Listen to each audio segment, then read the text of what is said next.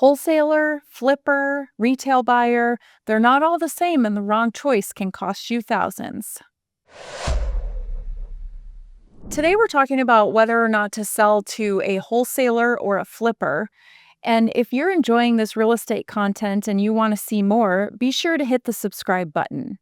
Today, we have Brent Sinn with 512 Realty joining us. Hi, Brent. Hello, thanks for having me. Yeah, thanks for being here. So, you are an experienced flipper. You turned flipping into your day job. Tell us a little bit more about how you got into it and what you've been up to lately. Yeah, so I have been in real estate for a long time. From when I was a young kid, my dad used to buy houses, flip them, and sell them. I was always kind of on the periphery of that, and I got to see that growing up. So I got to see what could be done with properties. And then I got a job in the corporate world. Shortly after that, I got married and moved in with my wife. So I had a rental property. Once I had done that for a little bit, I decided I wanted to fix and flip a house. It's like all the rage on HGTV, and so I wanted to do that myself. And I started that about 2 or 3 years ago, while I was working my job, and then 6 months ago, I quit my job, and now I'm doing this full time. This is fantastic. I love that you were able to turn your hobby and your love of real estate into your day job. That's great. Yeah, I think it's always great when you really enjoy what you do.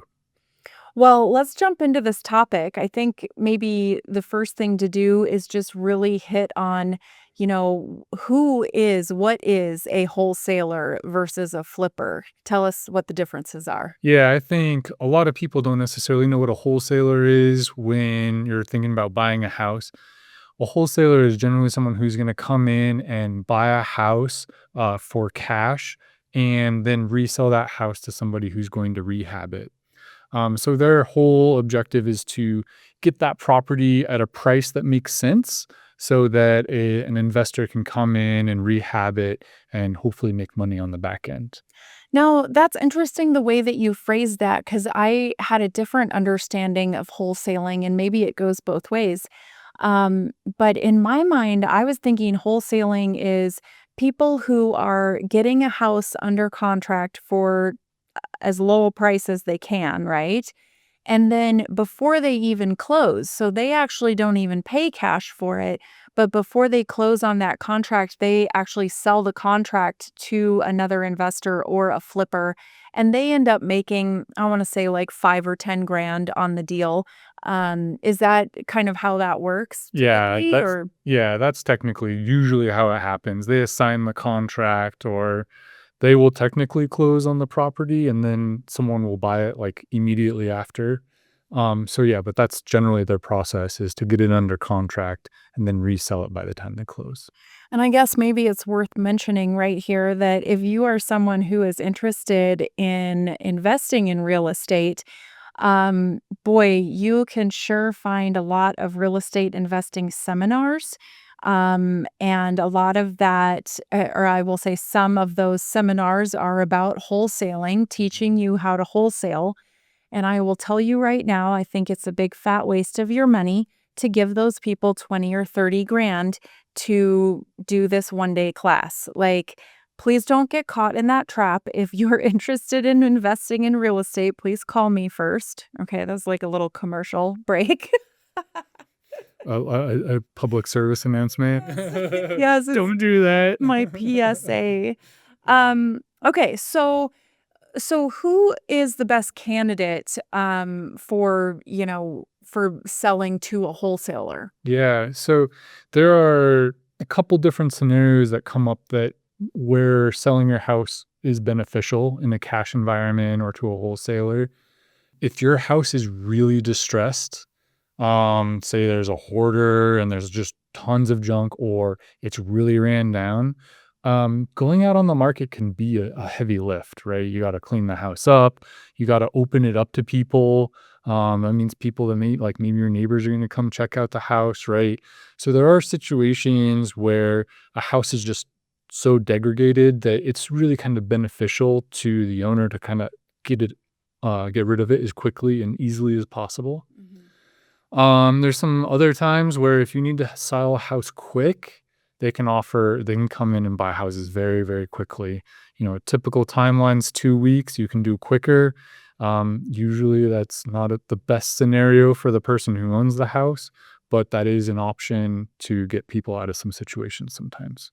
Yeah, I think you're right. I mean, I don't wanna do a blanket statement like, "Oh, you should never sell to a wholesaler, you should never sell to a flipper," because there are people who get into some situations when, life is lifing, and these can be real saves, real rescues for these people. Um, another situation that I can think of is when you have, like, a family member who has lived in a place a really long time and then maybe they pass away. Maybe you don't even live in town, right? So it makes it extremely difficult to try to rehab the place yourself and get it up to a level of putting it on the open market and selling it to an end user buyer or a retail buyer. Um, who else? I think people who get into foreclosure situations, that can be another time that, you're in a bad situation and just offloading the property is kind of the best thing that you can do for yourself. I felt like I had a couple of others. Well, adding on to your examples of a distressed property, because I feel like I had never heard that term before I got into Mhm. real estate, and so I just kinda wanna circle back and talk about, like, what is a distressed property? And it's a property, like you said, it's run down. Maybe you have projects that are half finished. I've been in those houses, like, somebody started a project and never finished it for any number of reasons. The hoarding, that's a good example that you had. What else? Another common one that we see that is usually brushed under the rug is if it's contaminated with drugs like methamphetamines. Mm. Those usually go through the wholesale process because only investors are buying that. So that's another one. And those are some tough sells for sure. Yeah, yeah, because that is a very expensive cleanup Yep. if it was used as, to make meth, definitely. Yeah, or, if somebody's torn in and demoed and they've broken into asbestos and now you need asbestos abatement, like, that's also a spendy rehab. Yep. Yeah. Correct. Alright. So we've talked about who wholesalers are. We've talked about the retail buyer, the end user, sometimes owner occupant. Flippers, you're the Yeah. flipper. How would you know that you were selling to a flipper? I feel like, because you're working with a buyer's agent to help you buy something that you're going to flip. So I'm not even sure would anybody know that you're flipping necessarily. Yeah, there's usually indications. My agents usually tell them what we're going to be doing. Okay. Generally, that actually gives me an edge in the houses that I'm putting offers in, because many of the houses I'm putting offers in, they're wholesalers, or I'm competing against someone who's then going to resell it to somebody. So knowing it's going to me means I'm not going to fall out of contract because I know I want that house. Whereas a wholesaler, they're just trying to get a good deal, and maybe it doesn't make sense to resell that property. Well, and when you cut out the middleman of any deal, Yep. the middle person, then, they stand to make probably 5 or 10 grand more, I would guess. Correct. Yeah. Yep. Let's see. So I guess we've kind of started to talk about this, but just what kind of advantages would a seller see by going ahead and deciding to sell to a flipper or a cash buyer? Yeah, I think the advantages are, the quickness that they can bring money to the table, and it's cash. And so there's usually not any inspection. It's literally 2 weeks later you have the check ready for you. Well, yeah, you're skipping over. So, in a process with an owner occupant buyer who's getting a mortgage, that's typically a 4 week or a 30-day close. Sometimes we can do it in 3 weeks, but that kind of speeds everything up. Um, and a cash buy, you're often skipping the inspections, you're skipping the appraisal. Really, you just need the title work and you're kind of done. That's correct. It's all Uh, paperwork, yeah. So that's one advantage, and then the other advantage is you just don't have to list it. You don't have to worry about, cleaning up the house or any of that burden, having people come into your house, like, what smells like cat pee, right? Some people are really ashamed of that kind of stuff, so that's another advantage as well. Yeah, showings can be a real pain. It's like, you might get a notification an hour or two ahead of time that somebody's going to be in, and now you're, running all around trying to make sure everything's cleaned up and it looks magazine ready and perfect.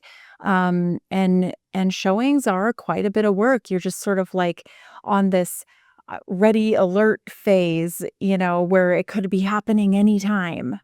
Yep, yep, exactly. What kinds of things should people look out for, if they're receiving offers or if they're thinking about selling to a cash buyer? Like, I'm sure scam alert. I'm sure there's scams, right? Like, we buy houses. Yeah, yeah, I think, you're probably inundated regularly with like, "Oh, we buy houses for cash," or "We'll buy a house in any condition," and you'll probably get flyers or you'll see it on the side of the road, right? Mhm. Yeah, those are people who are gonna be shopping for a very low price and be pretty aggressive in that realm. I would say, getting someone involved with who knows real estate is important. An agent might be able to guide you too. Um, One of the things to be weary of is, like, taking the highest and best offer on something, because someone might be over the phone and they haven't even seen the house, and so they've given you an offer, and they might have to rescind that offer later, right? So you're foregoing those kind of benefits of getting cash quickly, not having to show the house, right? Really, if you're finding a cash buyer, you want someone who's seen the house, who knows they're gonna be able to buy it at that price and it makes sense for them, and then you can shorten that, closing period and all the headaches around that. I think that's great advice because there are definitely, I'm a listing agent and a buyer's agent, and I've definitely had listings where we typically always get at least one, if not a few, cash offers, and they're typically very low, and usually they haven't even seen the house. And so, how can you really depend on an offer when somebody hasn't even seen it? Like you're if you agree to that offer and you go pending, you go under contract, everybody signs the offer. Now we mark it as pending in the MLS, so now it's off the market, and if that doesn't go through for whatever reason, like you're saying, like if they show up after they sign the contract and decide there's more work here than we thought, or, we actually need it for a lower price than the price we agreed to, now you're looking at having to put it back on market, and now all the buyers are wanting to know what happened, what's wrong with the house, why didn't the buyer want it? So it starts to almost, I mean, stigmatize is a strong word, but it almost starts to stigmatize the listing. Yeah, I absolutely agree with that, and that's why I say getting a professional, someone who knows stuff is important, because they can get a contract and, like, generally, homeowners who are in that position don't really understand the contract to its fullest, and so there's usually a lot of outs, and so they can get beaten up a lot in that process, even from a wholesaler, when all they wanna do is just sell their house, right? Well, yeah, I mean, the standard contract that we use has more than 20 ways for a buyer to get out of that contract and keep their earnest money. And several of them, a good handful, are in the buyer's sole subjective discretion. Including things like property insurance. Like you can literally just say, "I'm sorry, I didn't find property insurance that I thought was acceptable, so never mind." Yeah. Absolutely. Well, I love your point about hiring a good realtor. I think that that's one of the best things that a seller can do because, good realtors have lots of contacts and lots of options. And I know I consider that my job is to, lay out what are all the options and what are all the ramifications of each option, and then letting the person decide from there. The alternative to that, if you're trying to do it on your own, is, maybe you call up the sign that's "We buy houses for cash," and you call them up and you're really only getting one side of one person's story there. You're not really understanding what all of your options are. And when you don't know what all your options are, I think you're most likely leaving cash on the table. Yeah, I fully agree. And, a lot of times it's not always a dollar amount either. Sometimes there are other needs that the seller wants. And wholesalers can kind of accommodate that. A good wholesaler can accommodate different means. Um, Like, what kind of things are you talking about? yeah, I'm thinking kind of some of the situations that I try and present sellers. If they inherit a house from like grandma or their parents and it's full of stuff and they don't have the time or the energy to do it, but they want to kind of get more money out of it. Sometimes you can find buyers who will do like a seller finance and can offer more for the property because it's less in holding costs for a flipper. So there are some other options that can kind of change the dynamics a little bit when buying a house. Have you ever bought one of these houses that's full of stuff and just, like, had to take on all the stuff as part of the sale? Yes. Yeah. It's fun. I very much like things to get used. It's so hard for me to throw stuff away. So it's definitely like a process where I try and get some of the stuff like back in other people's hands and try and resell it. But yeah, I've definitely spent a lot of money on dumpsters a couple times. I bet. What about estate sales? Do you ever partner up with an estate sale to come in or is it usually just junk that needs to go in a dumpster? Yeah, I think it's like the latter, right? It's like hoarder situations where it's just newspapers upon newspapers upon newspapers, right? So those are the situations that are challenging sometimes. Need more than one dumpster. Yes. Well, I think this was a great little primer for people on, wholesaling and flipping and what's the difference and when might be some situations that it is beneficial to sell to a wholesaler or a flipper. So, thanks so much, Brent, for being on today. Yeah, thanks. I've had a great time. Yeah. So if you want to dominate your sale instead of being dominated by it, definitely call me. If you like this content and want to support the channel, don't forget to hit the like, subscribe, and alert bells before you go.